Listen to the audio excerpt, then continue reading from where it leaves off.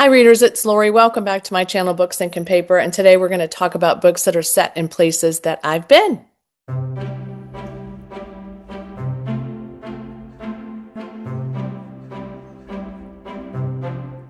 All right, so you might wonder, why are you talking about books set in places that you've been? And there is a desire for me in some cases to go back to these places, but also these are backlist books that I'd really like to read sooner than later. As you know, if you've watched my channel for a while, I am really committed to backlist reading in 2026. And so I thought if I could create a pile of possibilities in different categories, that I would probably be more likely to read them before the end of the year. So we'll see. Some of these I've had a really long time, some of them not so much longer, but I think they're all going to work for me. And maybe they'll work for you too. Or maybe you've read these and you can tell me how you felt about them. All right. An author I really enjoy, Robert Harris. I've only read one book, and that's Conclave, but I loved it. Loved it. So not long after Conclave, I grabbed The Ghost. And this one was really, to me, one of the most propulsive in the descriptions that he's written. And it was recommended by a few people that I know that had enjoyed it as well. So this is about a man who is, a body is washed up on a coastline outside of Martha's Vineyard, which I have not been onto Martha's Vineyard, the island itself, but I have been to Massachusetts. So I'm counting that. So this is no open and shut case of suicide. Robert McKenzie is the first piece of a puzzle that is going to shake the foundations of American security and international security as well. So this is about a ghostwriter, and I am assuming that he is the ghostwriter because it says he knew too much and he was stumbling across a secret that cost him his life. So another ghostwriter is then hired to finish this project, and he's set to be in the opportunity of a lifetime for himself. But obviously there's a lot going on. So will he be able to finish this without being killed as well? I don't know. I would love to say I've read another Robert Harris, and I read The Conclave so quickly that probably would be true for me of this book as well. So I don't know if I'm going to collect all of his books, but I really wanted that one for sure. This one is set in Indiana, and I have family in Indiana still and grew up going to Indiana a lot. This is Please Tell Me by Omer. I've had this for several years. I remember getting it, and I don't remember ever taking a look at it again, which is sad. 2023, this one came out. This is about 8-year-old Kathy Stone, who it was abducted, and she's discovered on the side of the road. And obviously this is a traumatic event. And so she has a therapist who's going to try to support her after this has happened to her. And the therapist's name is Robin Hart. And she's the only person that has been able to connect with little Kathy. So they're trying to make some progress with weekly therapy sessions. But then she discovers that little Kathy starts to harm the dolls and the other toys that are in the room. It's so much so that she's stabbing them, and she's tying them to a little plastic couch, and she's literally making some movements that are scaring the therapist a little about why she's doing this. Has she experienced this? Has she seen this? What's happening?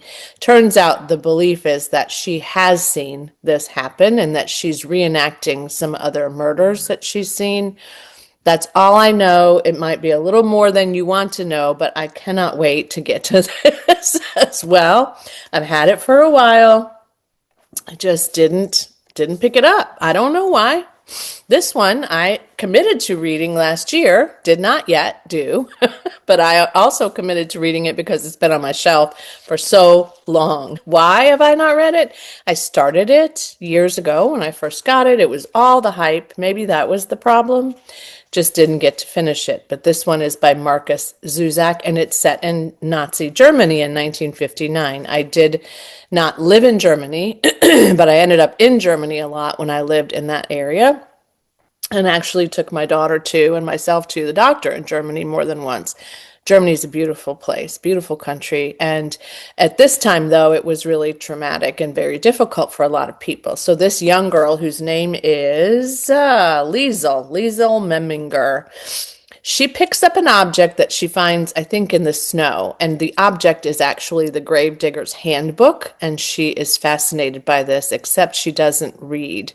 So her family teaches her to read. And then she begins stealing books that are banned from the mayor's library. So she finds them and she rescues them from being burned, and she starts reading a bunch of books. Meanwhile, this also says death has never been busier and will become busier still. So the challenge for this is that death takes on a new meaning to the reader. And it's very, very well done. I've heard there are illustrations in this and lots of things. I just don't understand why I did not read this book. Some of the titles of these chapters would alone have convinced me to keep going. The Mayor's Library is one of them. The Joy of Cigarettes, A Girl Made of Darkness. Guys, I don't know why, but I'm glad I flipped through this in order to be ready for this video, because it's made me want to get to it even more. So we shall see. Maybe that's one of my monthly reads, one of those categories. Skye Falling, Mia McKenzie. This is a Book of the Month Club edition of this book, but also I have acquired this from the Little Free Library. So I didn't purchase this. I didn't even know anything about this that I recall, but it came out in June 2021. So I must have seen it and just said, yeah, no, I don't think that that one's for me. But now I think that it probably is. So this one is set in Philadelphia. This looks a lot like Philadelphia in many ways. And this one is about a girl who donates her eggs because she's not, I think, planning on having children, or maybe she just wants to be a nice person, and it gives her some money that she needs. So she donates her eggs and she carries on with her life. And her name is Skye. And then a 12-year-old girl tracks her down during a visit to Philadelphia and says that she is the product of her egg donation. So Mia McKenzie has written what I understand is a pretty well done book. So this is written by Mia McKenzie, a Black author I've never read anything by. She's already written The Summer We Got Free, and she's created Black Girl Dangerous Media, which is an independent media and education project that centers queer Black women and girls, and lives in Massachusetts as well. So I would like to prioritize this one. And let me know if you've read this, because I haven't heard a lot of buzz about that one. I've had this one for a bit as well. This one came out, I think, in 2021, maybe. Was it that long ago? It's been a while. 2023, not quite that long. But I bought it right away, never got to it. The Leftover Woman by Kwok. Got a lot of buzz at the time it was released. Don't hear as much about it now. Do want to read it for sure. This one is short. I could finish this pretty quickly, I think. And this is about a Chinese woman whose name is Jasmine Yang, and she arrives in New York City from her rural village in China, where she has fled from her husband to find her child. She had given birth to a child, a girl, and she was not allowed to keep it because China had a one-child policy at that time. So she's lost custody of her child, and she's determined to go to New York City to find her. I love New York City. It's one of my favorite places to go to, and I can't wait to get back. It's been a while since I've been there. Meanwhile, her husband starts to chase her because he wants to find out where she is and get her back. And the woman who adopted this child, whose name is Rebecca Whitney, is in a wealthy family. She has a great career. Everything's going well. She has this beautiful child. She has a nanny to take care of the child for her. She has no limits until she gets into some sort of trouble with work. And she's about to lose like her job and her reputation, and her whole world begins to crumble. And it's all I want you to know. It's all I want to know, but I really need to get to this one soon, because I just, again, getting back into these synopses, has made me want to read them all fast. Like, could I read them all in the month of February and March and April? I don't know, maybe, but that would be kind of, typical of me would be to get another shiny new object, right? So we'll see. And The Diamond Eye by Kate Quinn, I also started reading a while ago. Did not finish it. Don't know why, except that I think it just wasn't for me at that time, and I was really kind of I had a lot of stuff going on. It was a rough time for me work-wise. I was just very, very busy. Not that it was bad work, but Kate Quinn is a great author. I enjoy her a lot. Historical fiction. It's about a woman named Mila Pavlichenko who has a young son, and she has a job at the library, and she's just making it. But this one is set in Russia, where I have been and visited, but have not stayed and lived. So, in fact, I had a very chilling experience in Russia, but I'm not going to tell you about that today. Nevertheless, this one is Mila's sort of introduction into trying to be a killer, to be able to learn how to use a gun, make more money. Obviously, she, I think, places her son with her parents.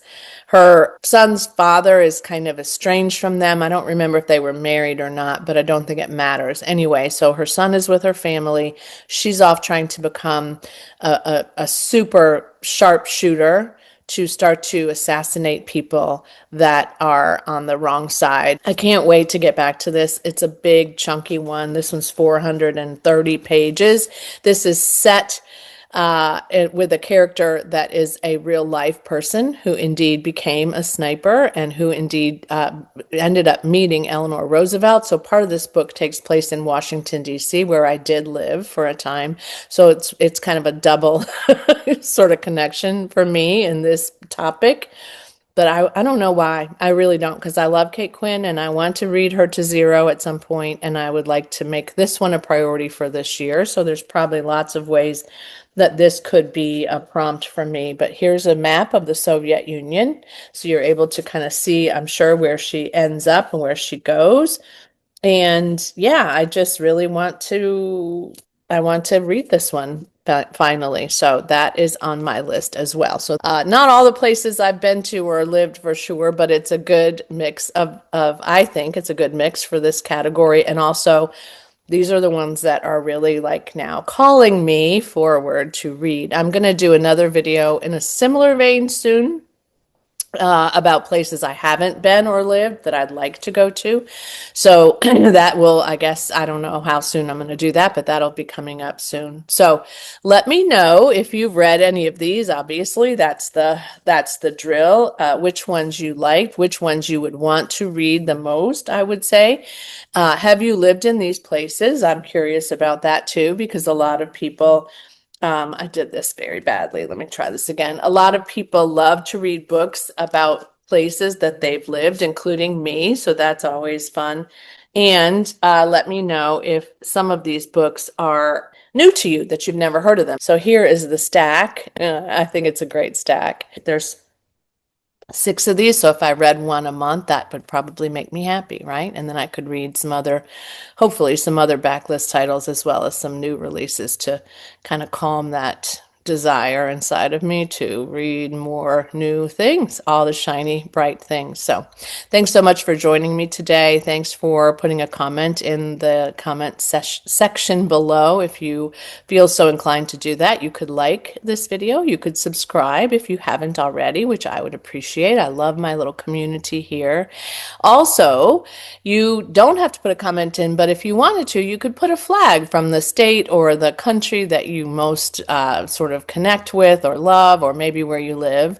So feel free to put any of those flag emojis in as well. This is a good time for flag emojis because I don't know about you, but I'm watching the Olympics every day for a period of time, and I absolutely love it. So take a little trip with me, or take a little trip with yourself and read some of these books that are set in different places. And I hope you enjoy them. And as always, happy reading. Bye.